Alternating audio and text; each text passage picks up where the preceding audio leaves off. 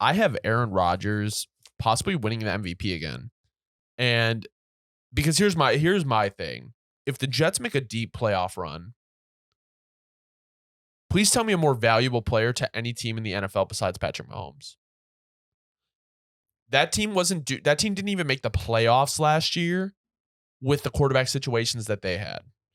So if they make a deep playoff run in the deep AFC, and there's no way Aaron Rodgers doesn't win MVP, in my opinion. Like, don't get me wrong, they have a lot of talent, but like, who's bringing?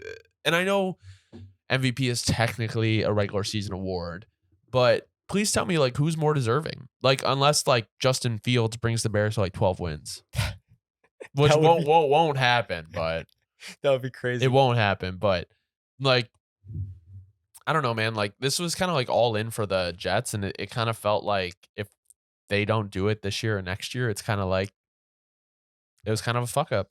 No, but that's why that leads me to what I want to say about this, because my basically only thoughts on this is, well, number one, like I said before we started recording, I completely agree with this one. I literally was saying the same thing to a couple of my friends the other day. I was like, dude, if you want my prediction of who I think MVP is going to be, I would say A-Rod, because and my reasoning is like what you're saying is more than anything, it comes down to narratives when you're picking MVP, right?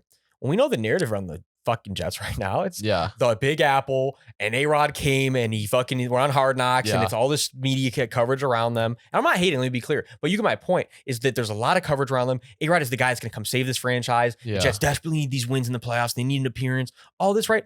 Is he going to be the guy to come do it? Yeah. I guess that's kind of like what we're looking at. And if he's the guy that comes and does it, he's the guy that comes, wins in the game, and he brings the franchise from the depths again. Yeah. It's like we're probably looking at the MVP strictly off of the narrative of the year and the pay cut he took, and they traded a lot for him. Yeah. It's like, unless Mahomes goes and throws for 5,000 plus again and like 40 plus touchdowns, which we totally could too. But I would say Mahomes, that's what makes it tough. Obviously, like, has more help this year, in my opinion. It's like, that's the thing is, I feel like Mahomes is still heavily at a disadvantage of like all the other great quarterbacks in the league. I agree. But he also is at the disadvantage of, as we know, sports, like a lot of times sporting organizations don't necessarily love to keep giving the MVP away to the same person because, again, the narratives and how much, it's at the end of the day, they say it's all about doing the right thing with the award, but part of it comes down to doing things that are going to get in, narrative and attention and yada, yada, yada. Like DeMar Hamlin, lock it in for comeback player of the year. Like, no bullshit. It's just like, no storyline is beating that. Someone the other day literally said to me, I don't remember who they said, but they said another name. They're like, they're a lock for comeback player of the year. And I'm like, yeah, you got to think about that one for a second. Yeah, him or Russ. You're wrong. If Russ balls out. I guess that's true, but like either way. Yeah. I feel like. Yeah, man. A-Rod MVP this year.